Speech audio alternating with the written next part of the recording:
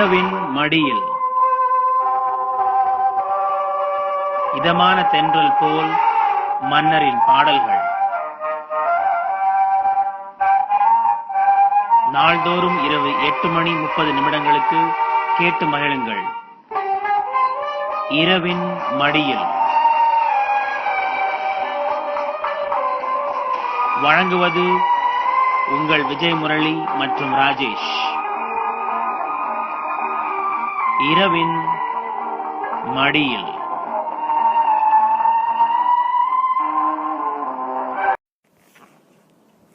சிகப்பு, வெளிர் சிகப்பு, நீலம், கருநீலம், கொஞ்சம் மஞ்சள், கொஞ்சம் சாம்பல் நிறம், கொஞ்சம் வெண்மை. என்ன ஆயிற்று வானத்திற்கு? நேர் மேலே எக்கச்சக்கமாய் நிறங்கள் கொட்டி கிடக்கின்றதே. ஒருவேளை நிறங்களுக்கு சொந்தக்காரர் யாராவது இறந்து விட்டார்களா என்ன? மெல்ல மெல்ல செவ்வண்ணம் பூச ஆரம்பிக்கிறதே. அந்த உயிர் நீத்தவன் சூரியனுக்கும் சொந்தமோ? அவனும் கண்கள் கலங்கி அந்த நாளின் முதல் ஜாமம் தொடங்கும் மாலை நேரத்தில் மெல்ல மெல்ல எழுகிறானே. இல்லை, இருக்காது. கீழே கண்ட காட்சியின் கோலங்களும் எழுகின்ற அவல ஓலங்களும் தான் அவனை கலங்க வைத்திருக்க வேண்டும். கீழே பார்த்த இடத்தில் கதிரவனுக்கு தெரிந்தது உறையூர் போர்க்களம். உறையூருக்கு வெளியில் இருந்த வெட்ட வெளியில் அங்கே சோழப்படைகள் பாண்டியரிடம் அடிபட்டு வீழ்ந்திருந்த கோலம். ஒரு பக்கம் மலையெனச் சாய்ந்திருந்த யானைகளின் அலறல்கள், அந்த பக்கம் அடிபட்டு உயிர்விடாமல் அலரும் குதிரைகள், மாண்டு விழுந்திருந்த காலாட்கள், புரவி வீரர்கள், யானைப்பாகர்கள், உயிர் சிறிதளவு போகாமல் முனகளுடன் முனகிக் கொண்டிருந்த வீரர்கள், இன்னும் பலவிதமான ஒலிகள், மாண்டு வீழ்ந்தவர்களின் வெறித்த விழி பார்வைகள், இவையெல்லாம் கொஞ்சம் கூடுதல் அவலம்தானே. சிவந்த விழிகளினூடே பார்த்த கதிரவனுக்கு கீழே தென்பட்டது மரித்திருந்த 2 கரிகள். ஆம், 2 யானைகள். அதன் அருகில் குதிரை. அந்த குதிரை ஒரு வீரனின் மீது விழுந்து மாய்ந்திருக்க, அந்த வீரனுக்கோ தோளில் ஆழமான வேல்காயம். இது என்ன, மார்பிலும் ரத்தம் பொங்குகிற மாதிரி இருக்கிறதே. அந்த வீரனுக்கு மேல் மூச்சு சிறிதாக வாங்கிக் கொண்டிருக்க கண்களில் நிறைய தோற்றங்கள் தெரிந்தன. பார்ப்பவர் மூச்சுவிட மறக்கும் எழிலார்ந்த அவன் காதலி முகம், பின் தாடி வைத்த பெரியவர். என்னவாயிற்று? ஆ என வலியில் முனகினான் அந்த வீரன். மாறா, கவலைப்படாதே, நீ பிழைத்து விடுவாய், போய் எழிலையும் கண்டிப்பாய் பார்ப்பாய் என தனக்குத்தானே சொல்லிக்கொண்டு சற்றே இறந்த குதிரையை தள்ளிவிட அது நகர்ந்து விழ கொஞ்சம் மெல்ல மெல்ல ஊர்ந்து அந்த இறந்த யானையிடம் சாய்ந்து கொண்டான். இது கண்டதாலோ என்னவோ சூரியன் கலங்கி மறைய மெல்ல மெல்ல இருள் சூழ ஆரம்பித்தது அந்த மீன ஞாயிறு மாதத்தில். ஆம், அது பங்குனி மாதம். மாறன் எழலாமா என பார்த்தான், முடியவில்லை. சுற்றிலும் கிட்டத்தட்ட அரை காதத்திற்கும் மேலாக மடிந்த போர்ப்படைகள். அங்கேயே மறுபடி சாய வலி ஆரம்பிக்கிறது. எங்கு சென்றார் மன்னர்? அவர் பிழைத்திருப்பாரோ என்னவோ. 3ஆம் ராஜேந்திர சோழர் பாண்டியனை வெல்ல முடியவில்லையே. அட, என்னவாக போரிட்டார்? கடைசியில் யானையிலிருந்து விழுந்ததைக் கண்டு காப்பாற்ற குதிரையை செலுத்துவதற்கும் மற்ற பாண்டியர் வீரர்கள் என்னை சூழ்வதற்கும் சரியாக விட்டதே. மல்ல மாறன் நினைவு மங்க அவன் கண்களுக்குள் புள்ளியாய் வந்து வட்டமாக நினைவுகள் பின்னோக்கி செல்ல, ஆஹோ, வாரும் பெரியவரே, இன்று ஒன்றும் சொல்ல மாட்டேன் என்கிறீரே என்றான் உற்சாக மாறன். என்ன சொல்வதற்கு இருக்கிறது தம்பி என்றார் அவனுடைய குதிரைக்கருகில் தனது குதிரையை செலுத்தியபடி வந்த பெரியவர். முகத்தில் சூழ்ந்திருந்த வெளிச்சாம்பல் தாடி, குட்டி கண்கள், நெற்றியில் தரித்திருந்த திருநீரு. அது சரி, நான் இந்த அழகர் கோவிலின் நூப்புர கங்கை என அழைக்கப்படும் சிலம்பாற்றிற்கு ஒருவரை சந்திக்க வந்தேன். அவர் இல்லை. பின் மதுரை செல்ல வேண்டும் என வந்தால் நீர் எங்கிருந்தோ வந்தீர். தவிர ஒன்று பார்த்தீரா? என்ன என்றார் அவர். பெரும்பாலான வரலாற்று நாடகங்கள் இவ்வண்ணம் தான் ஆரம்பிக்கின்றன. எவ்வண்ணம்? இதோ 2 குதிரையில் செல்வார்கள். ஒருவன் இளைஞன், அதாவது நான். பின் 2ஆமவர் நடுத்தர, இல்லை கிழவர்தான் என்றான் மாறன் அவரை பார்த்தபடி. கிழவன் என்கிறாய் என்னை? சொல்லிக்கொள். சிரித்தான் மாறன். இல்லை பெரியவரே, கடைசியில் உடன் வந்தவர் தன் பொய் தாடியை களைந்து நான் தான் மன்னன் என்பார், அல்லது எதிரியின் ஒற்றன் என்பார். அந்த பெரியவர், நீர் யார் என கேட்க, நான் மாறன், சோழ நாட்டான். நீர் யார்? நான். தாடியை தடவியபடி சிரித்தார் பெரியவர். நீ நம் நாட்டானா? அதானே பார்த்தேன். விரலில் குறும்பு கொப்பளிக்கிறதே. குறும்பா? சரியா சொன்னீர் போம். நீரும் சோழமா? ஆமாம், என் பெயர் புகழேந்தி. ஆனால் நான் உன்னை போல் வீரன் அல்ல. பின்? வில், வாள், விழி சுழற்றத் தெரியும் ஓலைகளில். மாறன் முழிக்க, ஏதோ வசனமாய் எழுதினாலும் கொஞ்சம் புலவன் என்பார்கள். அச்சோ, நீர் அப்படியா? நமக்கு எண்ணெய் சுழற்றலை விட வாள் சுழற்றல் தான் பிடிக்கும். எங்கு செல்கிறீர்? இங்குதான், அருகிருக்கும் கிராமத்திற்கு. இருள்கிறதே, உன்னுடன் வரலாம் என்றால் பேசி பேசியே கொள்கிறாய் நீ. நான் செல்வனூர் என்னும் கிராமத்துக்கு வைகை ஆற்றுக்கு அக்கறையில் செல்ல வேண்டும். வாள் இருக்கிறதா புலவரே? இருக்கிறது, கொஞ்சம் கொஞ்சம் சுழற்றவும் தெரியும். ஏன் கேட்கிறாய்? ஓ அப்படியா என்றபடி வாளை உருவினார் புகழேந்தி. காரணம், பின்னால் கேட்டிருந்த புறவியொலிகள் நெருங்கியதுதான். சுமார் 10 வீரர்கள் சூழ்ந்து கொள்ள, யார் நீங்கள்? சூழ்ந்தவர்கள் முகத்தில் கருப்புடை அணிந்திருந்தார்கள். கண்கள் மற்றும் சீற்றத்துடன் பார்த்தன. மாறனை அல்ல, புகழேந்தியை. கடைசியில் இங்கிருக்கிறாயா நீ?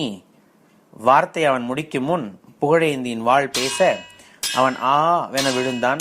பின் நிகழ்ந்தது சீரிய போர். கிளாங் கிளாங் வாட்களின் ஒலி ஒரு நாழிகை தொடர்ந்து போர் நடக்க, முடிவில் 8 பேர் கீழ் விழ, குதிரைகள் ஓட, மீதியிருந்த 2 புறவியில் தப்ப, நில் என்றார் புகழேந்தி. கொஞ்சம் முனகலாகவும் பேச்சு வர, துரத்த நினைத்த மாறன் திரும்பினான். அடடா, என்ன ஆயிற்று? குறுவாள். கடைசியில் போனவன் எய்து விட்டான். கொஞ்சம் தோளில்தான் பாய்ந்திருக்கிறது. கொஞ்சம் கீழிறங்குங்கள், மெல்ல மெல்ல என்றான் மாறன். இல்லை மாறா, இப்படியே என் குதிரையில் கட்டிவிடு. நீயும் உடன் வா. அருகில்தான் கள்ளந்திரி என்னும் கிராமம். 1 நாழிகையில் வரும். அங்கு எனக்கு தெரிந்த மருத்துவர் வீடு இருக்கிறது, போகலாம். பெரியவரே, யார் அவர்கள்? அதையெல்லாம் அப்புறம் பார்க்கலாம், வா வா என்றவாறு அவர் சற்றே மயங்க, குதிரையில் கட்டி கள்ளந்திரி வருகையில் கொல்லென இருட்டு. அது ஒரு சராசரியான சின்ன கிராமம். வழியில் தென்பட்ட ஒரு பேரிளம் பெண்ணிடம், மருத்துவர் வீடு? ஆறு மருத்துவரா? அதோ நேர போனா 3வது தெருவில் 3வது வீடு. என்ன ஆச்சு? நன்றி பெரியம்மா, வந்து சொல்கிறேன். பெரியவரின் குதிரையை பிடித்த வண்ணம் தன் குதிரையும் நடத்துவது கொஞ்சம் கஷ்டமாகவே இருந்தது மாறனுக்கு.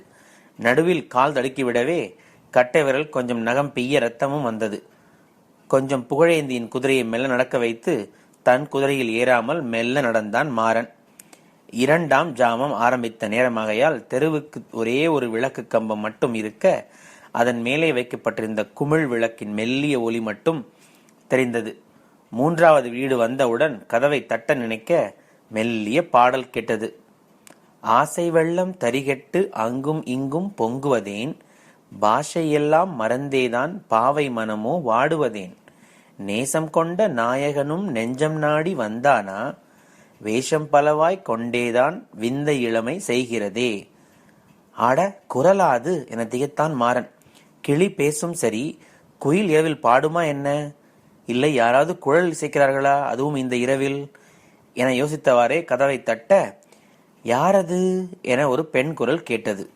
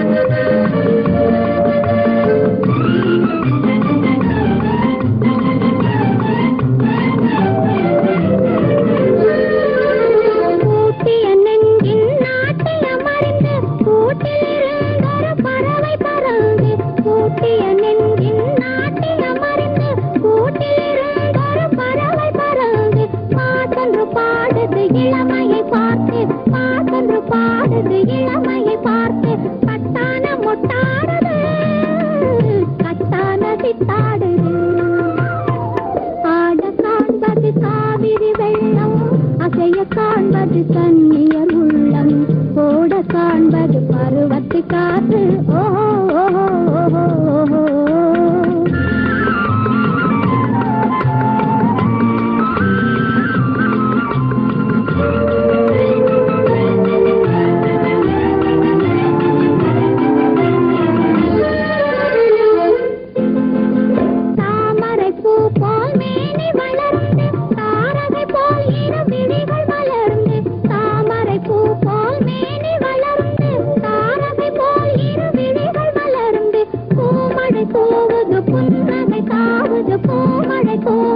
புன்னகை காவது பொன்னொன்று பெண்ணானது, எண்ணங்கள் உண்டானது. ஆட காண்பது காவிரி வெள்ளம், அசைய காண்பது கன்னியர் உள்ளம், ஓட காண்பது பருவத்து காற்று. ஓஹோ.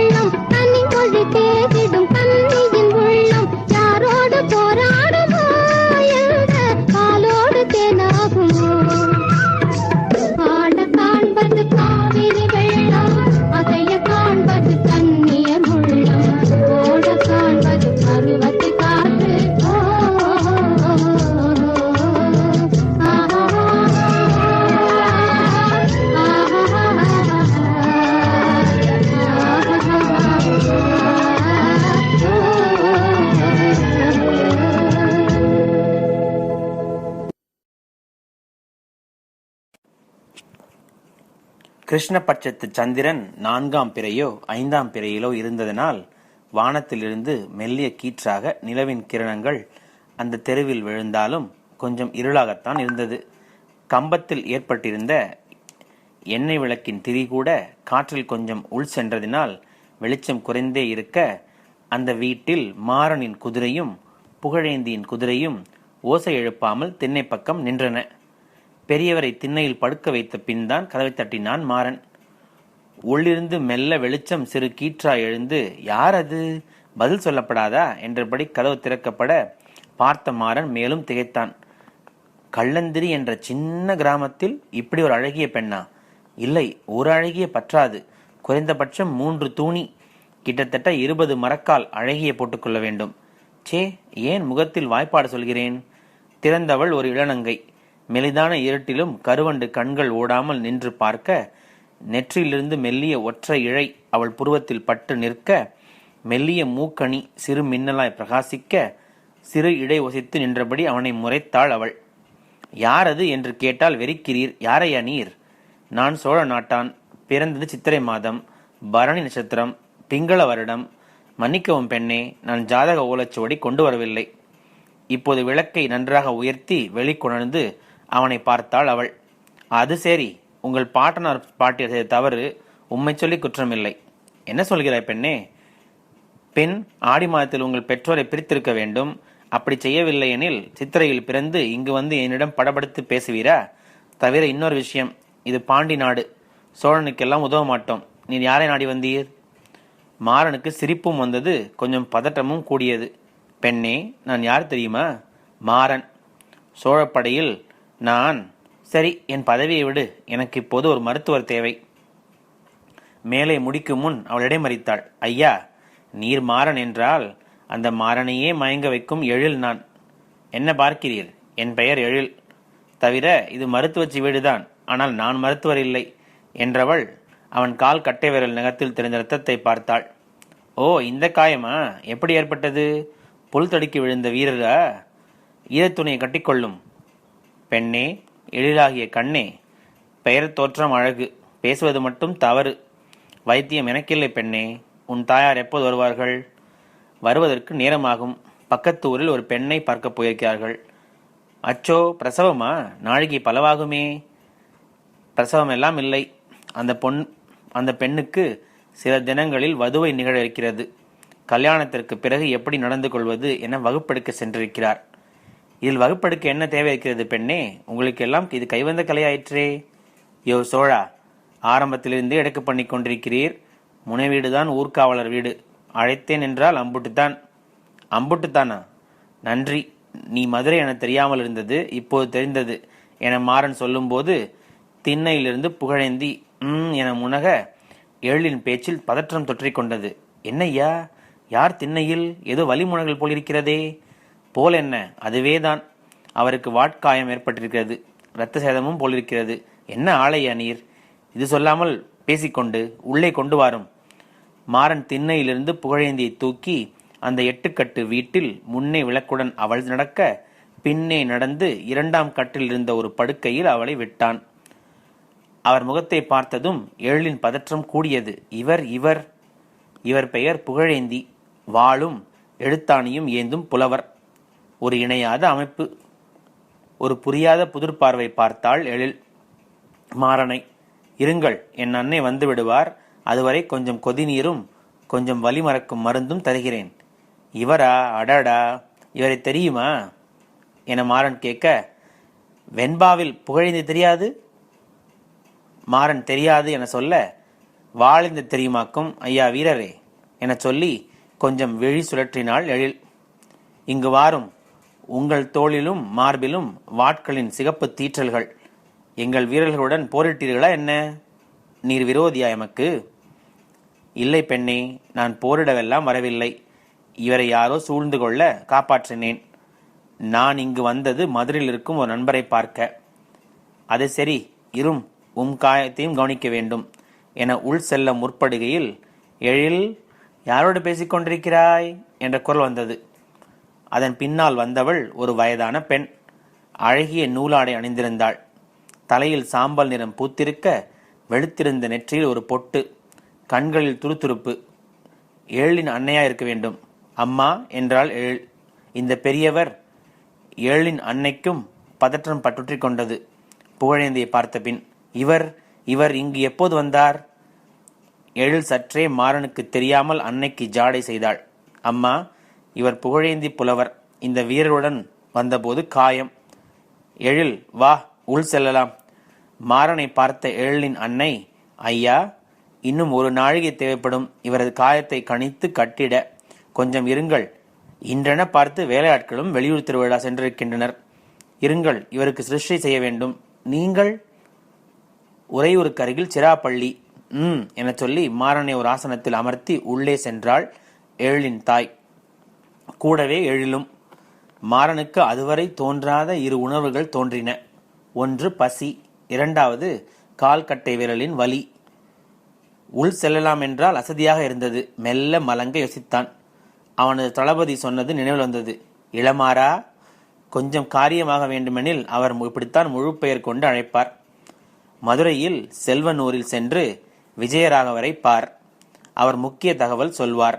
முடிந்தால் வாய்மொழியாக கேட்டு வா. கொஞ்சம் சுற்று வழியிலேயே செல். வேறு யாரையும் நம்பவில்லை என்பதால் தான் துணை தளபதியான உன்னை அனுப்புகிறேன். மன்னர் ராஜேந்திரனுக்கு ஜெயம் உண்டாகட்டும். அவர் சொல்லி வந்தாயிற்று. இந்த மதுரையை ஆளும் சுந்தரபாண்டியனின் படைகளும் லேசுப்பட்டன இல்லை. கண்களில் மண் தூவி வந்தாயிற்று. ஆனால் எது என்னை எழிலிடம் உண்மை சொல்ல வைத்தது? அவள் கண்களா? அவளது குழலா? சிறுமருங்கு? மேலும் வர்ணிக்க வேண்டுமானால் பசிக்கிறதே என நினைக்கையில் சூடான பாலில் மஞ்சள் கலந்த மனம் வர நிமிர்ந்தால் எழில். என்ன மாறரே, என்ன சிந்தனை? தோழரை அம்மா கவனித்துக் கொண்டிருக்கிறார்கள். வாடிய கண்களுக்கு வைத்தியம் செய்ய சொன்னார்கள். இந்தாருங்கள் என நீட்டிய தட்டில் மதுரை மாங்கனிகள் சில, திராட்சை கொத்துகள், பின் பொற்குவளையில் பால். மிக்க நன்றி என சொல்லி கிடுகிடுவென வெட்டிய மாங்கனிகள் உள்ளே தள்ளி பாலை கடகடவென குடித்தவனை வியப்புடன் பார்த்தாள் எழில். எங்கே காலை காட்டுங்கள். இதற்காக கையில் இருந்த துணியை இன்னொரு பாத்திரத்தில் நினைத்தபடி சொன்னாள். உங்களுக்கு கால் கட்டு போடப் போகிறேன். அதற்கெல்லாம் காலம் இருக்கிறது பெண்ணே, குறும்பாக சொல்லி, நன்றாகவே புல் தடுக்கியிருக்கிறது. 3 கழஞ்ச பொற்காசுகளை குட்டி பையிலிட்டு குலுக்கினார் போல் சிரித்தாள் அவள். இருங்கள், இந்த மூலிகை வைத்து அரைத்த விழுதை இடுகிறேன். ஆரம்பத்தில் எரியும், பின் சரியாகும் என சொல்லியிட முகஞ்சொலிக்கவில்லை மாறன். உங்கள் பெயர் என்ன? கல்லா? ஏன்? அச்சோ, இது பட்டாலே எல்லோரும் அலறுவார்கள். பிடித்து வைத்த மேலமாசி வீதி பிள்ளையார் போல் இருக்கிறீர்களே. பாண்டிய நங்கைகளே இப்படித்தான் பேசி வாழடிப்பார்களோ? நான் 2 நாட்டுக்கும் சொந்தம். பாதி பாண்டிய நாடு, மீதி சோழ நாடு. எப்படி சொல்ல இயலாது. சரி, அதானே பார்த்தேன். இன்னொரு விஷயம், நன்றாகவே பாடுகிறாய் பெண்ணே. பெண்ணா? எழில் என சொல்லுங்கள். எழில் பெண்ணே, நான் பாடிய பாடல் கேட்டு என்ன கொண்டு வந்திருக்கிறீர்? படையையா என சொல்லி அவள் சிரித்தாள். அவள் சிரிக்க சிரிக்க மாறனுக்கு தலை சுற்றி சுற்றி மெல்ல கண் மூடியது.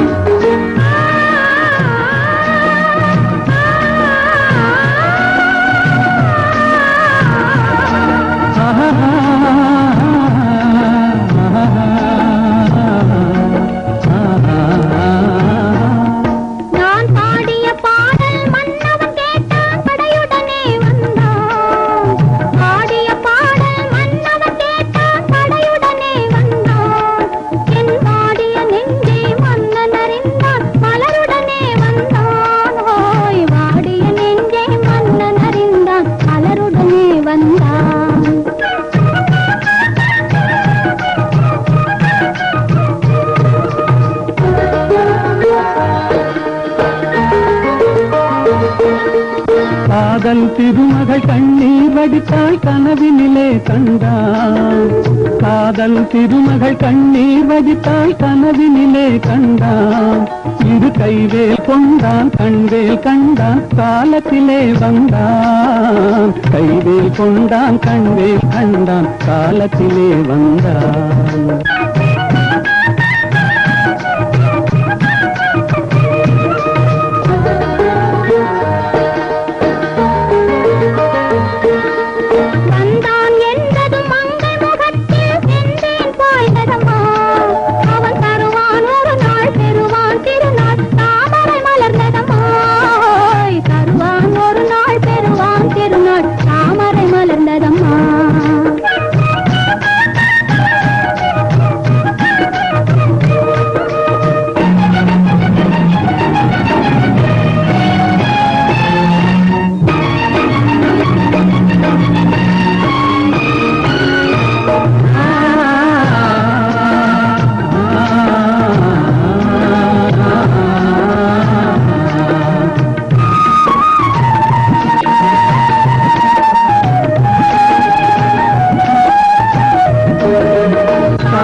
கடலில் பாய்ந்தது போலே கலந்து விட்டான் அம்மா. இனி காவிரி என்றும் கடலிது என்றும் வேதம் இல்லையம்மா. காவிரி என்றும் கடலிது என்றும் வேதம் இல்லையம்மா.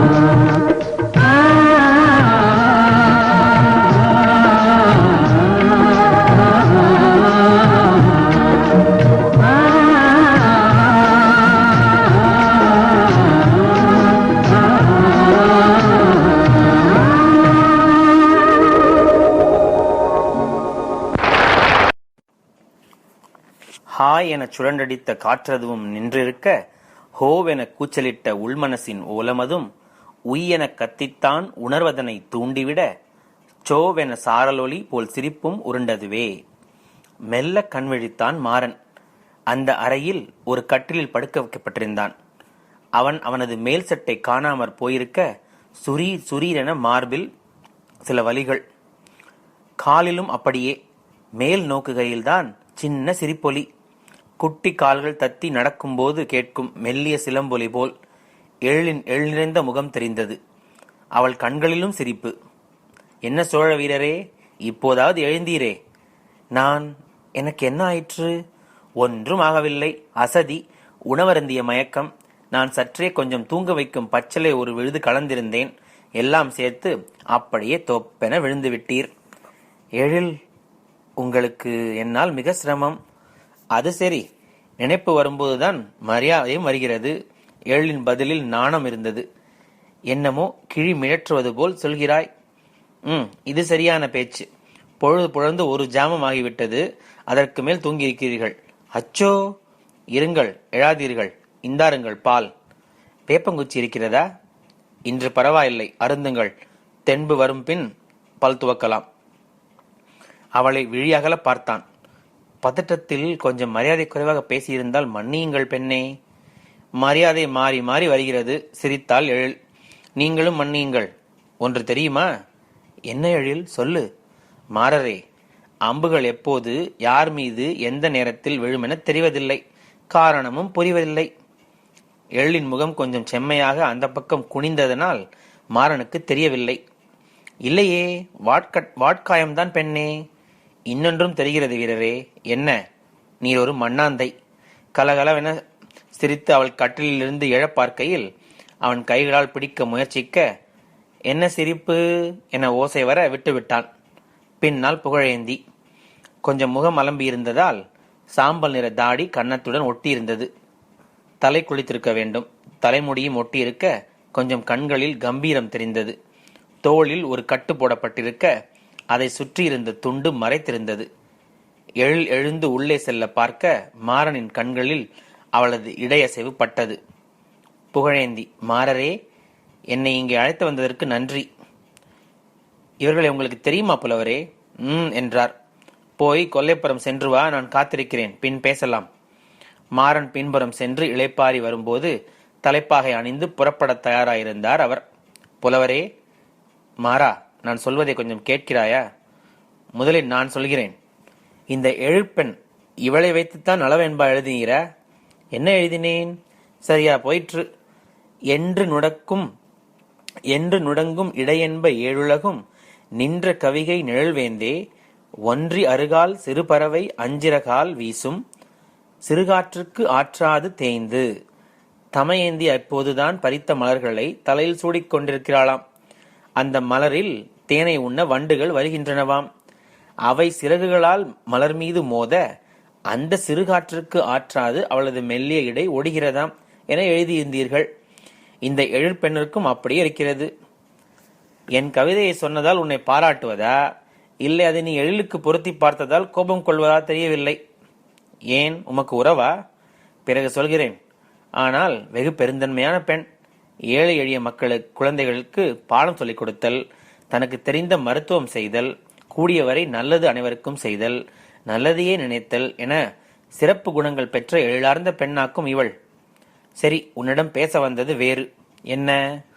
நீ எதற்காக வந்திருக்கிறாய் என தெரியும். பார்க்கப் போவது விஜயராகவர் என்றும் தெரியும். எப்படி என கேட்காதே, ஒன்று சொல்கிறேன். விஜயராகவர் சொல்வதையே கேள். அதுபோல் நடப்பதுதான் சோழ நாட்டுக்கு நல்லது என நான் நினைக்கிறேன். மாறன் திகைத்தான். உங்களுக்கு? சொல்வதை கேள். நான் இப்போது கிளம்புகிறேன். நீயும் சற்று நாழிகையில் கிளம்பு. அவரை சந்திக்கும் போது புரியும். சற்று பொழுதில் புகழேந்தியை தொடர்ந்து மாறன் கிளம்ப எழில் வாயில் வரை வந்தாள். மாறனின் நெற்றியில் முடிச்சு விழுந்திருந்தது. என்ன வீரரே? என்றான். பார்க்க கூட மாட்டேன் என்கிறீர்?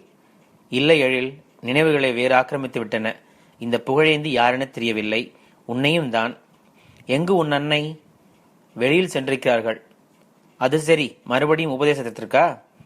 இல்லை, கோடி வீட்டில் ஒரு பசுவிற்கு உடல் நோவு, அதற்கு சென்றிருக்கிறார். அவரிடம் நன்றியை சொல். புகழேந்தியின் வாட்காயம் அது சில நாட்கள் ஆறிவிடும். உங்கள் கால் விரலில் தண்ணீர் மட்டும் இன்று காட்ட வேண்டாம்.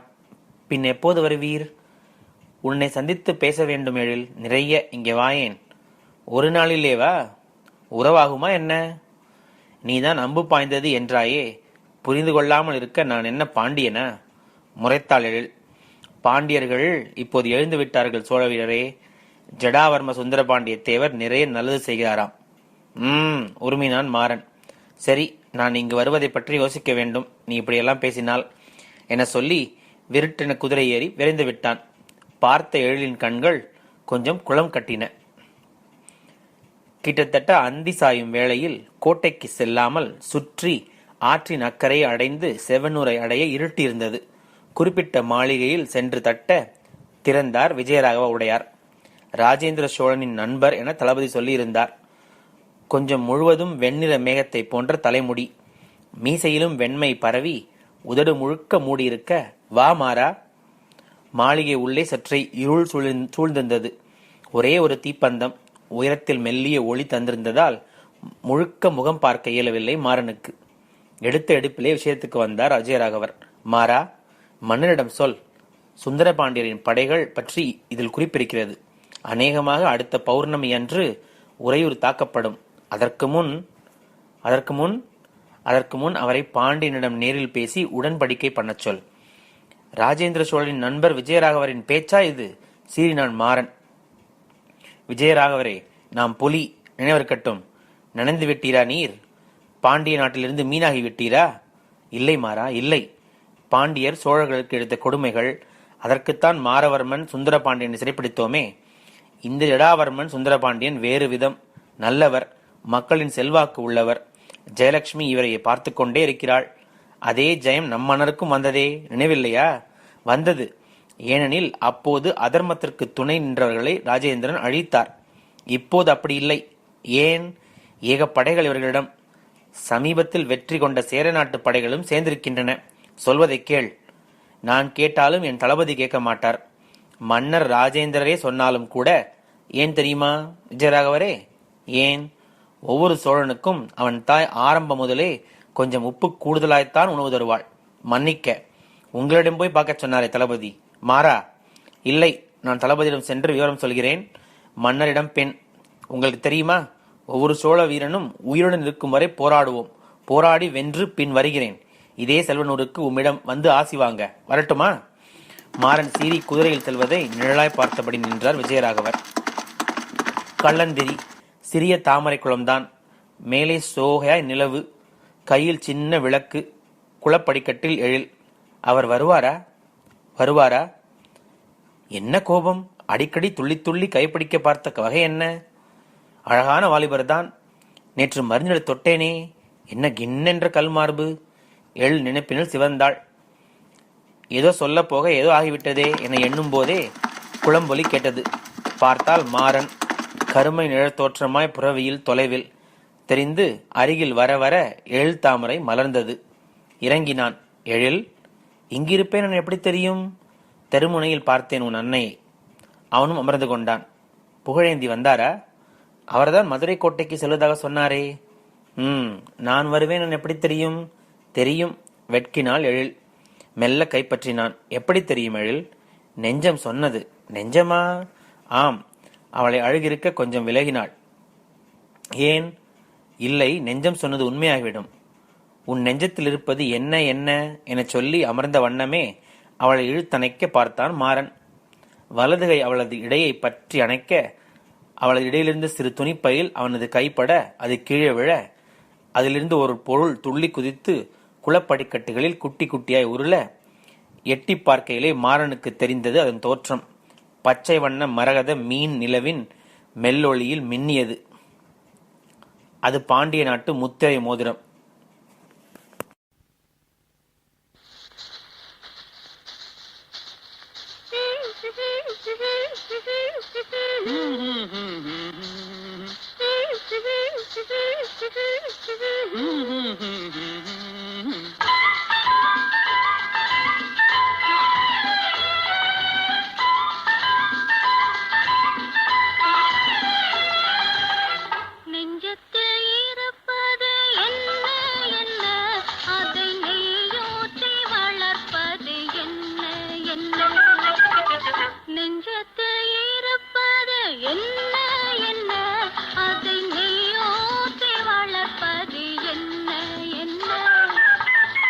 மஞ்சத்தை நினைப்பது என்ன என்ன, ஒரு மலை போல வளர்வது என்ன என்ன.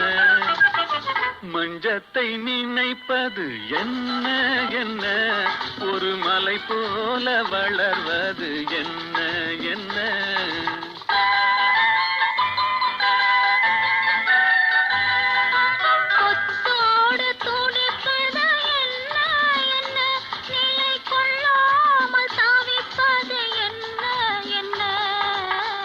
அத்தான் என்றழைப்பதும் என்ன என்ன, மனம் அந்நேரம் கொதிப்பது என்ன என்ன.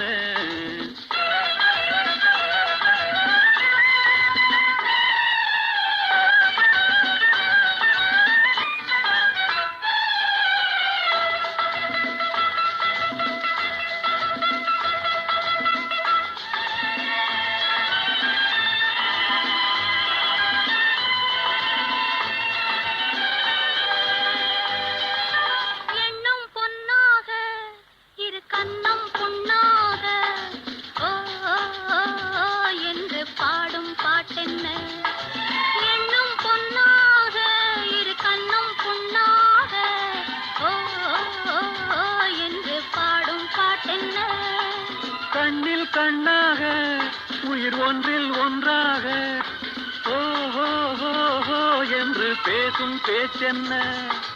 கண்ணில் கண்ணாக உயிர் ஒன்றில் ஒன்றாக ஓஹோ ஹோ என்று பேசும் பேச்சென்ன. ஓஹோ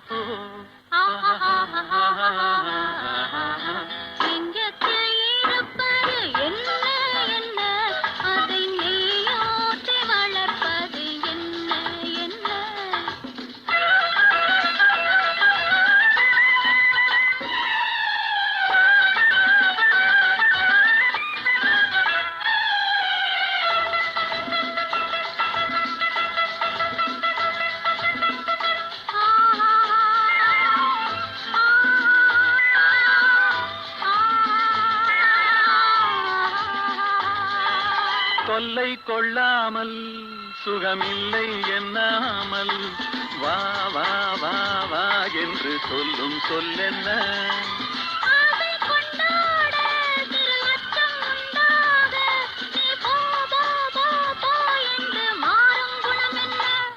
ஆஹா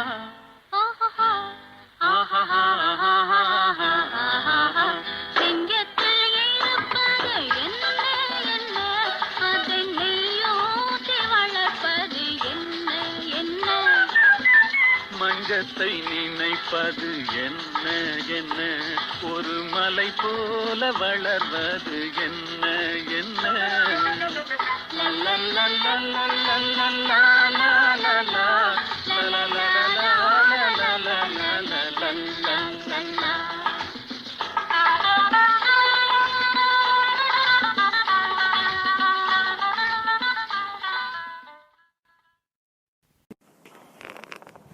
நிங் நிங் என உருண்ட மோதிரம். அதை பார்த்த எழிலின் மருண்ட கண்கள். மாறனுக்கோ நெஞ்சத்துள் உருண்ட கோபம், விழிகளில் கனன்ற கனல். மெல்ல குனிந்து எடுத்தான் அந்த மோதிரத்தை. எழிலும் கொஞ்சம் படபடக்கும் கண்ணினை கொட்டி அவன் எடுப்பதை பார்த்தாள். இது என்ன எழில்? மோதிரம் யாருடையது? மென்மையான கன்னத்தை தீண்டிய தன் கன்னம், மெல்லிய இடையை தொட்டதால் மயங்கிய கைகள் எல்லாம் எரிய ஆரம்பித்தது மாறனுக்கு. எழில், நீ பாண்டிய நாட்டுக்காரியா? ஒற்ற தொழிலா உனக்கு? வீரரே, அப்படி அழைக்காது என்னை. உன் பொய் எழிலை பார்த்தே கோழையானவன் நான். நான் சொல்வதை கருணாகத்தின் சீற்றத்தை யாரும் கேட்டுக்கொண்டு நிற்பதில்லை, அடித்துக் கொள்வார்கள். முரட்டுத்தனமே அவளை இழுத்தான் மாறன். இப்படி பாண்டி நாட்டு பெண்ணிடம் மனதை பறிகொடுத்தேனே, அதுவும் ஒற்று தொழில். அட, என் மன்னனுக்கு துரோகம் செய்துவிட்டேனே. உன்னை உன்னை நான் சொல்வதை திரும்ப திரும்ப சொன்னாலும் உண்மை பொய்யாகிவிடுவதில்லை. இது யார் மோதிரம்? என் மோதிரம், கேட்டது குரல். திரும்பி பார்த்தான். எழிலின் அன்னை. உங்களுடையதா? குடும்பமே ஒற்று தொழிலா? இல்லை தம்பி, நீ அவசர முடிவெடுக்கிறாய். நான் சொல்வதையாவது கேள். இது என் அண்ணனுடையது. கோட்டைக்குள் யாருக்காவது நோய் உண்டால், அடிபட்டால் உள் செல்ல வசதியாக கொடுத்தார். உனக்கு தெரியுமா? என்ன? உருமலை குறைத்துக்கொள் தம்பி. எழில் தூய்மையானவள். அவள் உள்ள தூய்மையும் ஒரு எழில். பெயர் வைத்தது யார் தெரியுமா? எனது சோழ நாட்டு கணவர். என்ன? வேறு கேட்க மாட்டாயா? நான் சிறுவயதில் பாண்டிய நாட்டிலிருந்து சோழ நாட்டிற்குத்தான் மருத்துவம் கற்கச் சென்றேன்.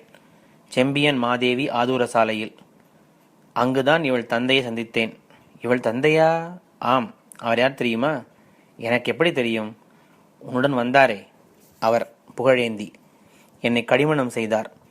ஆனால் இருப்பது சோழ நாடு எனில் இங்கு புகையனோ மறுத்துவிட்டார். என் அண்ணனும் என்னிடம் கேட்டார். அண்ணனிடம் இவர் பற்றி சொல்லவில்லை. ஓர் வீரர் என்றேன், அவ்வளவுதான். மனம் செய்து கொண்டதும் கடமைக்காக வடநாடு சென்று விட்டார். அதான் நான் இங்கு வந்து விட்டேன். இவள் பிறந்தாள், வளர்ந்தாள். இப்போதாகவே 16 இவளுக்கு. இவள் மனம் பற்றி பேச அழைத்திருந்தேன் அவரை. வந்தார். வந்தவர் மணாளுடனே வந்தார். மணாளன் யார்? கேட்டான் மாறன். அவனது குரல் கொஞ்சம் தனித்திருந்தது. நீதான் தம்பி. மன்னித்துவிடு, என்னை தம்பி என சொல்லக்கூடாது. உன்னை செல்லும்போது உன் தாய் தந்தையை பார்த்து சொல்வேன் என்றிருக்கிறார் புகழேந்தி. ஏழின் அம்மா, மன்னியுங்கள். நீங்கள் செய்வது மருத்துவ தொழில். மருத்துவர்கள் என்னை பொறுத்தவரை கடவுளுக்கு ஒப்பானவர்கள். பொய் சொல்லவில்லை என நினைக்கிறேன். ஆமாம், அவரை தாக்கிய வீரர்கள்? அவர்கள் போசள வீரர்கள். புகழேந்திதான் மன்னரை கெடுக்கிறார் என நினைத்து இவரை துரத்துகிறார்கள். போர் வேண்டாம் என சொன்னால் தப்பா என்ன? மக்களுக்கு கஷ்டம் வேண்டாம், நிறுத்து என்று சொல்வது தப்பா? மன்னித்து விடுங்கள். கொஞ்சம் நேரம் தருகிறீர்களாம்மா? கோபித்து நின்றிருக்கும் என் எழிலை சமாதானப்படுத்தி விட்டு வருகிறேன் என மாறன் கேட்க, வந்துவிடுங்கள் வேகமாய் என சொல்லி ஏழின் அன்னை மெல்ல திரும்பி நடக்க வேகமாய் சென்று எழிலை இழுத்தான் மாறன். அழகி, எழிலே, போயா.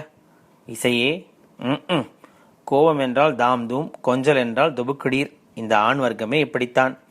இல்லை, இன்னும் இருக்கிறது. என்ன? எழில், நான் ஊருக்கு செல்கிறேன். அங்கிருந்து கண்டிப்பாக போர்க்களம் புகுவேன். வந்தால் கண்டிப்பாக உன்னை மணப்பேன். இல்லையேல் வாய் பொத்தினாள். யோ சோழா, பாண்டியரை கலங்க விடு. அது உன் வீரத்திற்கு அழகு. பாண்டிய கன்னி என்னை அழவிடாதே. உனக்கு அழகல்ல. நீதான் பாதி பாதி ஆயிற்றே, சிரித்தான் மாறன். எங்கே ஒரு குட்டி முத்தா கொடு. அதன் நினைவில் போய் பகைவரை வெல்வேன். பாண்டியருடன் போர் தேவையா? சரி சரி, முகம் மாற்றாதீர்கள். அதென்ன அல்பத்தனம்? என்ன அல்பத்தனம்? குட்டி முத்தா கேட்பது? இக்கட ராராசா. எழில் அவனை இழுத்து மரத்திற்கு பின்னால் செல்ல, மேலிருந்த தேய்பிரா நிலா கொஞ்சம் எட்டி பார்க்க முயன்று தோற்றது. என்ன எழில், என்ன ஆயிற்று? எங்கே மாறன்? போய்விட்டாரம்மா. இப்போதேவா? ஆம், தளபதியிடம் சொல்லி போருக்கான ஏற்பாடுகள் செய்ய வேண்டுமாம். எழில், அவளது அன்னை அவளை அணைக்க அவள் குலுங்கினாள். அமர் மகளே, அவளை பஞ்சனையில் இருத்தினாள். மகளே, உன் நிலைமை சீதையின் நிலைமை ஒத்திருக்கிறது. என்ன நிலைமை? காட்டுக்கு தான் தனியாகப் போகிறேன் என்றவுடன் சீதை விதர்த்து தன் உயிரை உமிழாமல் நின்றாளாம். அதுபோல் இருக்கிறடி கண்ணே. அம்மா, எனக்கும் ராமாயணம் தெரியும். நேத்தி வரைக்கும் அவரை பார்ப்பது வரைக்கும் என் மனம் என்னோடுதான் இருந்ததம்மா. இப்போ என் மனம் என்கிட்ட இல்லம்மா. கருப்பு சூரியன் போல வந்தார் போயிட்டார் என் மனசை எடுத்துக்கிட்டு அப்படின்னு சீதை சொல்றத படிச்சு சிரிப்பு வந்தது. கற்பனைன்னு. இப்ப அனுபவிச்சா ரொம்ப கஷ்டமா இருக்குமா. குலுங்கினாள் எழில். அவர் போனது போருக்கு. நானும் இங்கே போர்க்களம் போல் ஆகிவிட்டேனம்மா என மேலும் அழ, அவள் அன்னை ஆறுதலாக விரைவில் வந்துடுவானம்மா என எழிலின் தலையை தடவினாள்.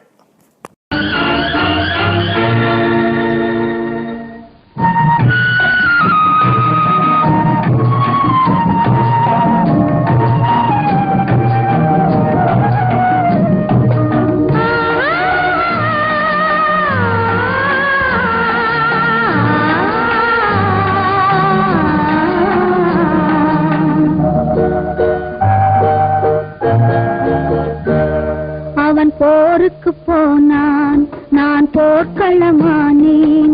அவன் போருக்கு போனான், நான் போர்க்களமானேன். அவன் வேல் கொண்டு சென்றான், நான் விழிகளை இழந்தேன். அவன் போருக்கு போனான், நான் போர்க்களமானேன். அவன் வேல் கொண்டு சென்றான், நான் விழிகளை இழந்தேன். அவன் போருக்கு போனான், நான் போர்க்களமானேன்.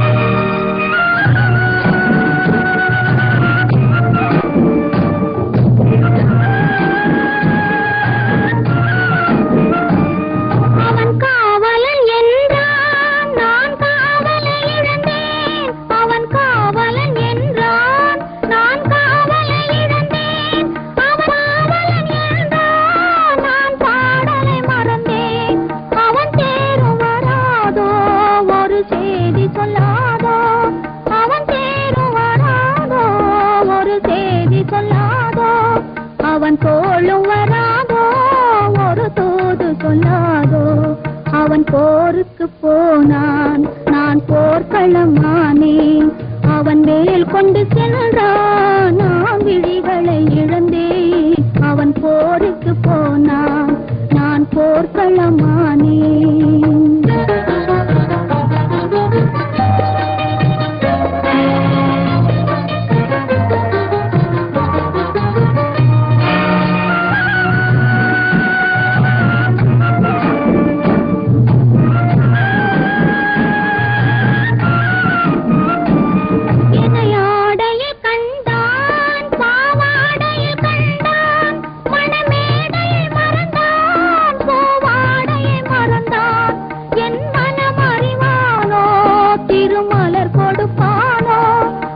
கண் திறப்பானோ இரு கை கொடுப்பானோ என் மனம் அறிவானோ திருமலர் கொடுப்பானோ அவன் கண் திறப்பானோ இரு கை கொடுப்பானோ அவன் கண் திறப்பானோ இரு கை கொடுப்பானோ. தளபதியை சந்தித்து எல்லாவற்றையும் கூறியது. தளபதி சீறியது. பின் மன்னருடனான சந்திப்பு. நிறைய தடவை பார்த்திருந்தாலும் கொஞ்சம் இன்னும் நெருக்கமானது போன்ற உணர்வு. வேந்தே, போருக்கு நாங்கள் தயார், வெற்றி உங்களுக்கு தந்திடவும் தயார். மன்னர் ராஜேந்திர சோழர் விழியால் மட்டும் பேசி தலை அசைக்க தளபதிக்கு உற்சாகம். பின் வியூகம், நாள் குறித்தல், போர். சாதாரண போரா அது? கிட்டத்தட்ட 3/4 ஜாமம் நடந்த போர். ஒவ்வொரு சோழ வீரனும் பல பாண்டியரை கொன்று குவிக்க, அதோ பாண்டிய மன்னன் எம்மண்டலமும் கொண்டருளிய பெருமாளான ஜடாவர்மன் சுந்தரபாண்டியன். ராஜேந்திர சோழர் வெகு தூரத்திலிருந்து பாண்டிய மன்னனை நோக்கி வர நேரமாகும் என்பதை உணர்ந்து கொண்டு தளபதியும் தொலைவில் போராடி கொண்டிருப்பதை பார்த்த மாறன் தன் குதிரையை செலுத்தி அருகில் சென்றால் அதிர்ச்சி. சுந்தரபாண்டியனின் வாள் மெல்லிய நூலாக விளையாடி ஒவ்வொரு வீரன் உயிரை பறித்தபடி இருக்க, கண்களில் சிரிப்புடன், வா மாறா வா. மன்னா நீங்கள்? ஆமாம், விஜயராகவனாய் வந்ததும் நான் தான். நீதான் உன் மன்னனின் நண்பனை பார்த்ததில்லையே என போரிட்டபடியே சொன்னான் சுந்தரபாண்டியன். வா. வாளும் வாளும் மோதின. மாறனின் வாள் சீற்றம் கொண்டு போகும் இடங்களெல்லாம் சிரித்து கொண்டு மோதியது சுந்தரபாண்டியனின் வாள். மாறனுக்கு கொஞ்சம் கை அசருகையில், மன்னா அவனை விடும், என்னிடம் வாரும் என ராஜேந்திரனின் குரல் கேட்க, ஜடாவர்மன் விலகி ராஜேந்திரனிடம் செல்ல மாறன் வேறு இடத்திற்கு சென்று புழ ஆரம்பித்தான். பின் தொடர்ந்த போரில் தொலைதூரம் சண்டையிட்டுக் கொண்டே போய்விட மன்னரை காணோம். வெண்சங்கும் ஊதப்பட்டு போர் நிறுத்தப்பட இப்போது எல்லாம் நின்று அரைகுறை உயிரில் அரைகுறை நினைவில் மாறன் மயங்க ஆரம்பித்த போது அது நிகழ்ந்தது. மாறா, யார் அந்த குரல்? புகழேந்தியா? புகழேந்தி புலவரா? வாரும். எதற்கு இவ்வளவு சிரமம் புலவரே? என் மரணத்திற்கு ஒரு வெண்பா எழுதப் போகிறீரா? மெல்ல சிரித்தான் மாறன். மாறா, வீரனே, உனக்கு இப்போது மரணமா? யார் சொன்னது? இதோ எழிலின் அன்னை. எவ்வளவு சொல்லியும் கேட்காமல் வந்து போர் தொண்டு புரிய வந்து விட்டார். எழிலை ஊரில் விட்டு தெரியுமா? இவர் கையில் யமன் ஓடியே விடுவான். மாறன் பார்க்க பின்னால் நிழலாய் நின்றாள் எழிலின் அன்னை. வணக்கம் என சிரிக்க முயன்று தோற்றான் மாறன். புலவரே, விஜயராகவர்தான் பாண்டிய மன்னன், தெரியுமா? தெரியும். இன்னொன்றும் சொல்ல வேண்டும் உன்னிடம் என்றார் புகழேந்தி. என்ன சொல்லப் போகிறீர்? நீர்தான் ராஜேந்திரனின் உறவுக்காரர் என்றா? ஜாடையில் அப்படித்தான் தெரிந்தது எனக்கு, ஆனால் சொல்லவில்லை. இல்லை மாறா என மெல்ல தாடியை நிகழ்த்தினார் புகழேந்தி. முழுவதும் விலக அங்கே மன்னர் ராஜேந்திரர், 3ஆம் ராஜேந்திர சோழன். மன்னா எழ முயன்றான் மாறன். மாறா, படுத்தே இரு. மன்னா, இப்படி தோற்று விட்டோமே. நான் பிழைப்பேனா தெரியாது, ஆனால் கண்டிப்பாக அடுத்த தடவை ஜெயிப்போம், கலங்காதீர்கள். மூச்சு வாங்கியது மாறனுக்கு. மாறா, மெல்ல பேசு. எனக்கு தோல்வி தெரிந்தது, ஆனால் என்ன செய்வது? நீயும் தளபதியும் ஆசைப்பட்டீர்கள். நானும் உங்கள் வேகத்தை மட்டுப்படுத்த நினைக்கவில்லை. சேதம் பலம்தான், காரணம் பாண்டியன் பலம். பாண்டிய மன்னனிடம் பேசிவிட்டேன். என்ன சொல்கிறீர்கள்? நான் சொல்கிறேன் என்றான் அப்போதுதான் வந்து நின்ற ஜடாவர்ம பாண்டியன். சோழ அரசு பாண்டிய குடை கீழ் இருக்கும் மாறா. மக்களுக்காக ராஜேந்திரர் செய்யும் தியாகம் இது. போரில் தளபதி மேலுலகம் அடைந்து விட்டதால் நீயே சோழ தளபதி என ராஜேந்திரர் முடிவு செய்திருக்கிறார். அவர் முடிவுதான் என் முடிவு. யார் முடிவும் யார் கையிலும் இல்லை பாண்டிய மன்னரே என மேலும் மூச்சு வாங்க, ஏழின் அன்னை கையில் இருந்த பச்சிலை சாற்றினை வாயில் விட கொஞ்சம் கொஞ்சமாக மயங்கினான் மாறன். சில தினங்கள் கழித்து அதே கள்ளந்திரி கிராமம். எழில், வீரரே, என் பெயர் சொல்ல மாட்டாயா என்ன? அறையில் செந்நிற சேலை அணிந்து, செந்தூரம் அணிந்து, செவ்விதழில் நகை அணிந்து, கண்களில் அழைப்பை அணிந்து அமர்ந்திருந்தாள் எழில். அருகில் மாறன். கணவன் பெயரை சொல்லக்கூடாதா? அப்படியெல்லாம் இல்லை. நீங்கள் எந்த காலத்திலேயே இருக்கிறீர்கள்? மாறரே, இது ஜடாவர்மர் காலம். காலம் நிறைவே மாறிவிட்டது. அடிப்பாவி என்றால் குறுஞ்சிரிப்புடன். எழில் எழில் என இருக்கினான். அழகு என்பது ரசிப்பதற்குத்தான். எனக்கு எழிலே காலம் முழுக்க கிடைத்துவிட்டது. ரசித்துக் கொண்டே இருப்பேன். சற்றே விலகினாள் எழில். இந்தாருங்கள் பால், இதில் மஞ்சள் அப்புறம் மூலிகை கலந்திருக்கிறேன். தூக்கம் வருவதற்கா என கேட்டான் மாறன் சிரிப்புடன். இல்லை, தூக்கம் வராதிருப்பதற்கு என்றாள் எழில் கண்ணில் கண்ணை சிமிட்டிக் கொண்டு.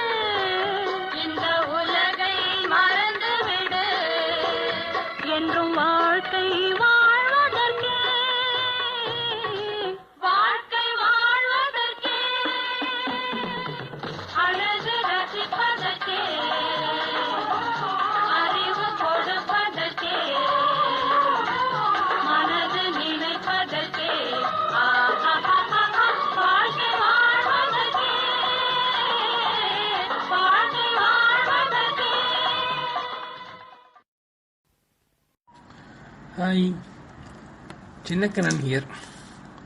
சௌக்கியமாக இருக்கீங்களா? எழில் கதை கேட்டீர்களா? பிடிச்சிருந்ததா உங்களுக்கு? பாடல்களும் கேட்டு ரசித்தீர்கள் தானே? ஆக்சுவலாக பார்த்தீங்கன்னாக்கா இந்த வாரத்துக்கு குருவாயூர் பேக்ரவுண்டில் வேறொரு நடிகையோட பாடல்கள் வைத்து எழுதலாம் என இருந்தேன். ஒரு பாடல் எனக்கு கிடைக்கவில்லை பொருத்தமாய். எனில் கொஞ்சம் வருத்தம். நாள் நெருங்குகிறதே என. ஞாயிற்றுக்கிழமை கவலை கூடியது. தேடி தேடி பாடல்களை ஆழ்ந்ததில் சிக்கியது முதல் பாடல். ஆம், வாழ்க்கை வாழ்வதற்கே படத்தில் மெல்லிசை மன்னர் MSV அண்ட் ராமமூர்த்தி இசையில் கண்ணதாச வரிகளில் மின்னிடும் பாடல். திரையில் பாடியாடி திழுவது சர்ரு எனப்படும் Saroja Devi. Epitome of youth, epitome of இளமையில் சர்ரு. அந்த படபடக்கிற கண் என்ன, துள்ளி துடிக்கும் இளமை தோற்றம் என்ன, செங் செங்கென்று ஆடும் காதலியின் அசைவென்ன.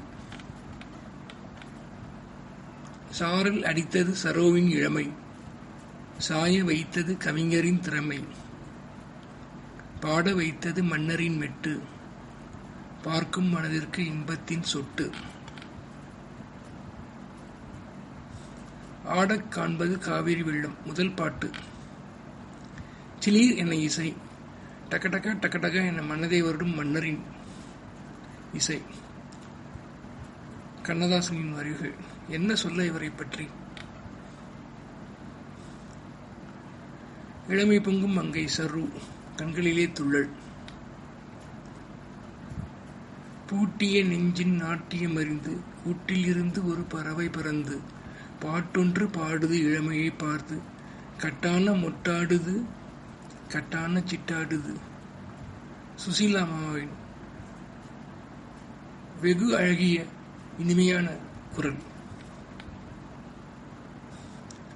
கண்களில் மின்னும் கனவினை சொல்லிடும் பெண்ணிள மங்கையின் பேச்சதுவும் எண்ணத்தை துள்ளவே வைக்கும் துடிப்பினை கூட்டிடும் அள்ளும் அழகென்றும். ஆம் இல்லையோ? கொஞ்சம் காதலில் விழுந்துட்டாங்களா என்ன சரு என அடுத்த வரிகள். தாமரை பூ போல் மேனி வளர்ந்து தாரகை போல் இரு விழிகள் மலர்ந்து பூமழை தூவுது புன்னகை தாவுது. பொன்னொன்று பெண்ணானது எண்ணங்கள் உண்டானது. அடடா, இதற்கு சரோஜாதேவியின் முகபாவங்கள். இந்த பாட்டில் இன்னொரு புதுமை. அந்த கால ஃபேஷன் ஷோ. மறுபடியும் சர்ரு வித்தியாசமான இருக்க பொருந்திய உடையில் மேடையில் எழுந்து நடமாடுவதை கவிஞர் விவரிக்கிறார் இப்படி. அந்த காலத்திலேயே ஜமுனா ராணியின் குரலில் இடையில் ஊடாடும் மன்னரின் ஹம்மிங். அடடடா. இயற்கையின் நாடக மேடையிலே இனிமையெனும் திரைச்சேலையிலே எழுதிய ஓவியம் பழுதுபடாமல் எழுந்து நடந்தது மாலையிலே. அழகான ஓவியங்கள் இளமை என்னும் திரைச்சேலை உடுத்தி ஈவினிங் டைத்தில் நடக்கின்றனவா. சாரி, ராஜேஷ் மாதிரி யோசிச்சிட்டேன். அடுத்த வரைதான் இன்னும் உச்சம். இளமை இனிமேல் யாரிடமோ, இறைவன் திருவுளம் எவ்விடமோ, கனிமொழி பேசிடும் கண்ணியின் உள்ளம் யாரோடு போராடுமோ, எந்த பாலோடு தேனாகுமோ. இப்படி நடக்கும் அழகிகளின் இளமை அன்று வாழ்க்கை யாரிடமோ தெரியாது. எப்போது யாரை மணந்து கொள்வார்களோ அவர்களது வாழ்க்கை இனிக்குமா அல்லது போராட்டமா? என்ன அழகான சொல்லாடல்.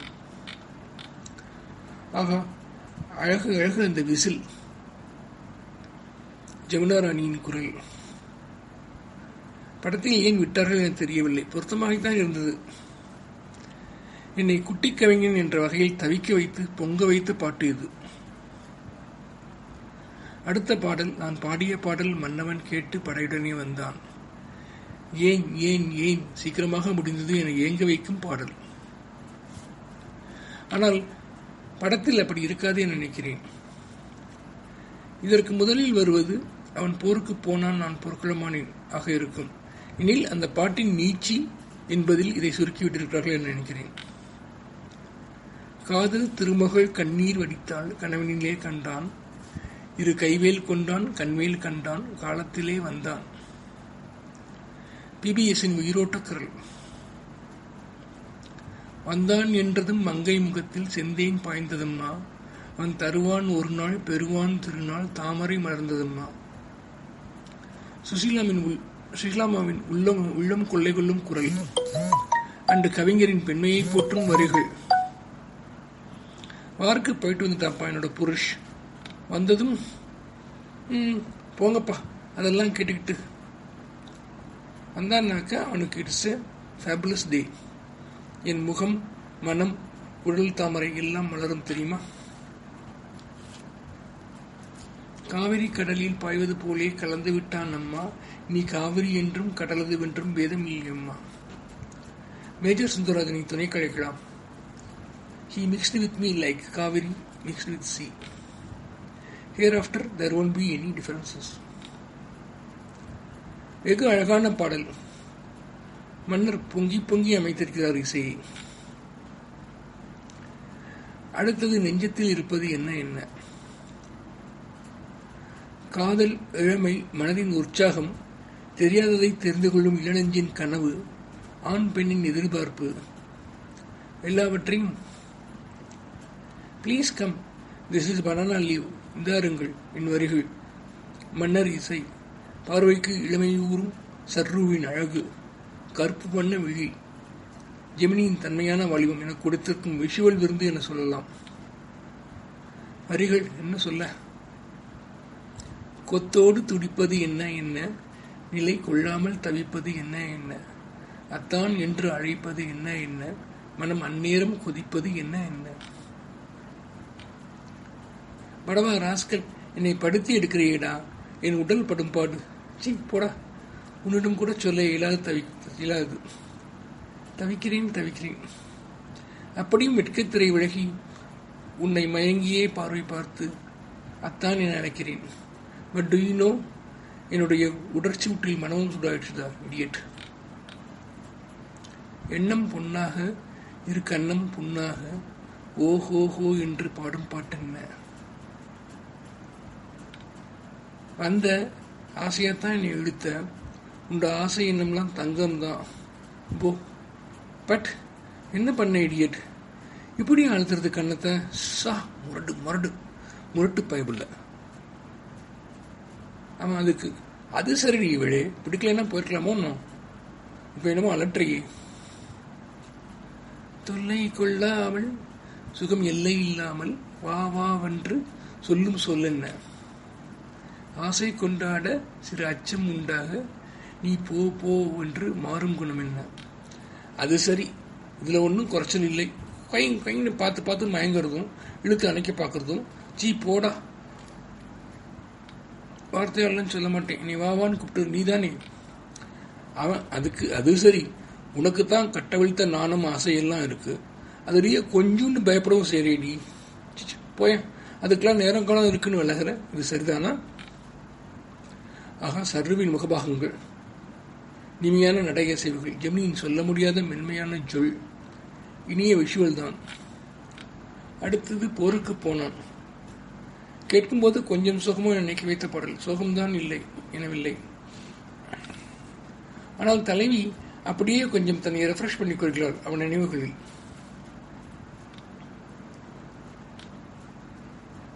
அவன் காவலன் என்றான், நான் காவலை இழந்தேன், அவன் பாவலன் என்றான், நான் பாடலை இழந்தேன். இதற்கென்ன சொல்ல, என் நெஞ்சத்தை போர்க்களமாக்கி விட்டான். அங்குதான் உணர்வுகளின் போர் நடக்கிறது. அவன் இல்லாமல் என்னை வெளிவெளி என்று சொல்லிவிட்டு வேலை எடுத்து சென்று விட்டான். என் பார்வை இருளாகிவிட்டது. காவலன்னு சொல்லிட்டு பொசுக்குன்னு பை சொல்லிட்டு போயிட்டான் படவா.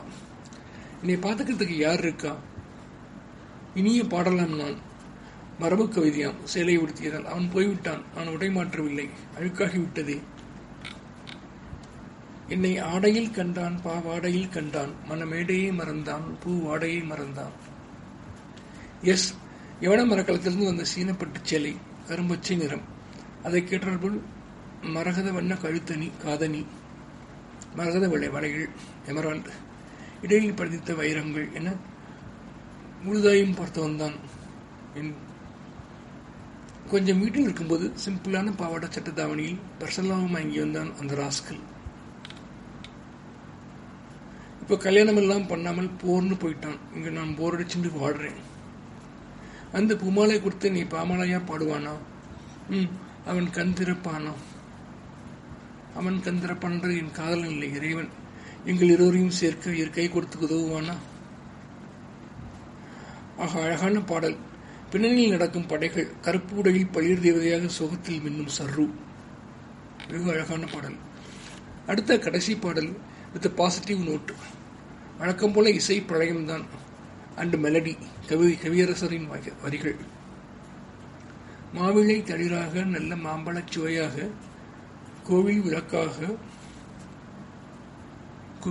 மண்ணில் கோபுரச் சிலையாக, பெண்மை மகிழ்ந்து மகிழ்ந்து வரும், பலர் மனதும் தொடர்ந்து வரும், சுகம் வளர்ந்து கலந்துவிடும் அந்த வாழ்க்கை வாழ்வதற்கு.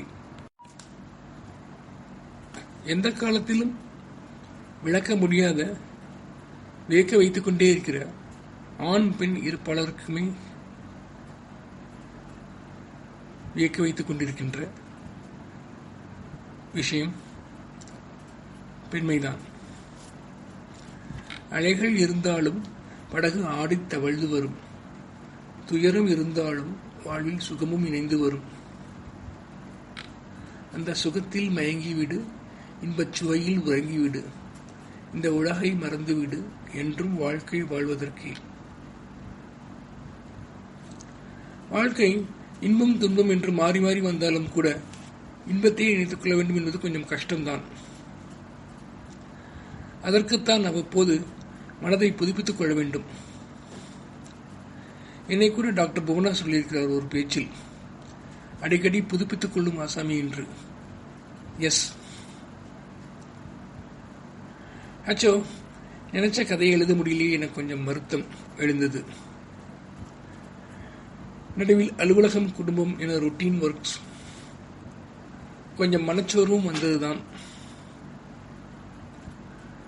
பின் நண்பர்களின் உற்சாக பேச்சு, வரிகள் அண்ட் எனக்கென்று வாய்த்த அமெரிக்க தோஸ்த் ஆன தமிழர் ராஜேஷின் சிரிப்பு முகம் என நினைத்து மாற்றி எழுதிய கதைதான் எழில். உங்களுக்கு பிடித்திருக்கும் என நினைக்கிறேன். கொஞ்ச நேரம் தான் இருந்தாலும் கொஞ்சம் ஆழமாக தான் ரிசர்ச் பண்ணேன். இதை எழுத உதவிய குறிப்புகள்: சோழர் வரலாறு, பேராசிரியர் சி கோவிந்தராசனார், சி கோ தேவநாயகம், நிறைய இணைய பக்கங்கள், நலவெண்பா, கம்பராமாயணம். 3ஆம் ராசேந்திரன் தான் கடைசி சோழன், சோழர்கள் காலத்திலேயே. கடைசி வரை ஜடாவர்மன் சுந்தரபாண்டியனுக்கு கட்டம் கட்டி பின் காலமானான் என்ற ஒரே ஒரு வரி வைத்து கதை நெய்து மன்னரின் வெகு அழகிய பாடல்களை கோர்த்து மாலையாய் தொடுத்து உங்களுக்கு சமர்ப்பித்திருக்கிறேன். உங்களுக்கு பிடித்திருக்கும் என நினைக்கிறேன். எனில் மறுபடி சந்திக்கும் வரை வணக்கம் கூறி விடைபெறுவது உங்கள் அன்பின் சின்னக்கண்ணன். நன்றி. என்ன எம்எஸ்விஎன்ஸ், நம்ம சின்னக்கண்ணனோட ஒரு அழகான இலக்கிய தரம் வாய்ந்த ஒரு கதை. அதாவது நான் இதை கதையை சொல்லும் போது நிஜமாவே நான் அவரை பேச்சு கடவுள் பாராட்ட முடியல. ஏன்னா கதையோட ஃப்ளோ போகக்கூடாதுன்றதுக்காக அந்த இதை மெயின்டைன் பண்ண வேண்டியது. பட் ரொம்ப அழகா ஒரு பிரமாதமான கதை. நிஜமாவே ஒரு இலக்கிய படைப்பு புத்தகத்திலேயோ எதுலயோ வரக்கூடிய அளவுக்கு அந்த தமிழும் அவருடைய அந்த என்ன சொல்றது இதை நான் வந்து இந்த அவருடைய நிறைவுரைக்கு அப்புறம் இதை நான் பேசுறது கொஞ்சம் நீளமா இருக்கலாம், ஆனா சொல்லியே ஆகணுன்றதுனால பேச வேண்டிய கட்டாயம். அவ்வளவு அழகான ஒரு கதை, அந்த எழில் கதை. அதுல அவருடைய தமிழ் எழுத்து எல்லாமே ரொம்ப அபாரம். அந்த பாண்டியன் சோழனை கொண்டு வந்து அந்த போர்க்களத்தை கொண்டு வந்து பிரமாதப்படுத்திட்டாரு. அதே மாதிரி இன்னொரு வித்தியாசம் என்னன்னா, ஒரு பட பாடல் மாதிரி எல்லாமே வாழ்க்கை வாழ்வதற்கேக்குள்ளேயே வந்த பாடல்கள் எல்லாம் பிரமாதமான பாடல்கள். அது முதல் பாடல் வந்து ஆட காண்பது காவிரி உள்ளம், அந்த பாட்டு வந்து சுஷீலாம்மா அப்புறம் ஜமுனா ராணியும் மன்னரும் சேர்ந்து பாடக்கூடிய போர்ஷன்ஸ் எல்லாம் ரொம்ப அழகு. அப்புறம் நான் பாடிய பாடல் மன்னவன் கேட்டான் படையுடனே வந்தான், அதுவும் பிரமாதமான பாடல். அதுவும் அந்த இடத்துல சுஷீலாம்மா பாடுற இடத்துல ஒரு பிட்டு வரும், செந்தேன் பாய்ந்ததம்மா செந்தேன் பாய்ந்ததம், அந்த இடத்துல ஒரு பிரமாதமான, அது என்ன பாட்டு. இந்த மன்னர்கள் வந்து இந்த படத்துல கொடுத்திருக்க இசை, ஒவ்வொரு பாடலும் இரவுமடல ஏற்கனவே வந்து ஆத்தோர மழை எடுத்து சின்ன குழந்தைங்க பாடுற பாட்டு வந்தது. பட் இதுல பாருங்க, இந்த ஒரு படத்துக்குள்ள எவ்வளவு முத்துக்கள், எல்லாமே அபாரம். அதை தொடர்ந்து வந்து அழகான ஒரு பாட்டு வச்சாரு, உன் நெஞ்சத்தில் இருப்பது என்ன என்ன அது நெய்யூற்றி வளர்ப்பது என்ன என்ன, அழகான பாடல். அப்புறம் அவன் போருக்கு போனான் நான் போர்க்களமானேன், அது. அப்புறம் அழகு ரசிப்பதற்கேன்னு அருமையான ஒரு பாடல்கள். அதுலயும் சின்ன கண்ணோட கதை எல்லாமே அபாரம். அதுக்கப்புறம் நிறைவா அவருடைய நிறைவுரையிலையும் சரோவுக்கு வெண்பா சொல்லி முடிச்சாரு. நிஜமாவே ஒரு இதுவரைக்கும் அவருடைய படைப்பிலேயே சின்ன கண் நிறத்திலே மகுடம் சூட்டியது போல அமைந்தது இந்த வாரம் தான். ஏன்னா அவருடைய கதை அப்படி, அந்த கதை களம் எடுத்துக்கிட்ட அந்த களம், அது அவருடைய தமிழ் ஒரு இலக்கிய படைப்பை கொடுத்திருக்காரு. அதனால இதை நான் பேசினதுக்கு காரணம் என்னன்னா, எல்லாரும் கேட்கணும், இந்த கதையும் கேட்கணும். ஏன்னா இலக்கியம் என்றால் தமிழ், தமிழ் என்றால் இசை. இசையில தான் மன்னரோட பாடல்கள் வருது. சோ எல்லாமே ஒன்றுக்கொன்று ஒன்றி இருக்கக்கூடியது. அதனால இசை இல்லாம தமிழ் இல்லை, தமிழ் இல்லாம இசை இல்லை, தமிழ் இல்லாம இலக்கியம் இல்லை, இலக்கியம்னா கதை இல்லை. ஸோ கதை பாட நம்ம எப்பதான் கேட்கறோம். அதனால கதையோட பாட்டை கேட்கறது எவ்வளவு ஒரு கூடுதல் ஒரு அழகு. அதை வந்து ரொம்ப அழகான ஒரு கதை இன்னைக்கு தேர்ந்தெடுத்திருக்காரு. அதனால அவருக்கு உங்கள் சார்பா, எல்லாரது சார்பாவும், நண்பர் விஜயமுரளி சார்பாவும், என் சார்பாவும் மனமார்ந்த பாராட்டுக்கள் சின்ன கண்ணன். இது மாதிரி ஒரு அழகான அருமையான கதையோட அடுத்த வாரம் சந்திப்போம். எல்லோருக்கும் இரவு வணக்கம்.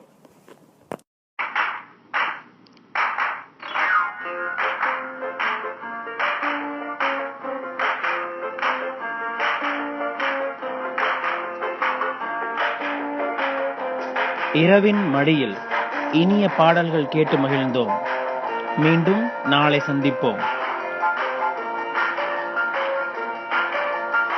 இரவின் மடியில்.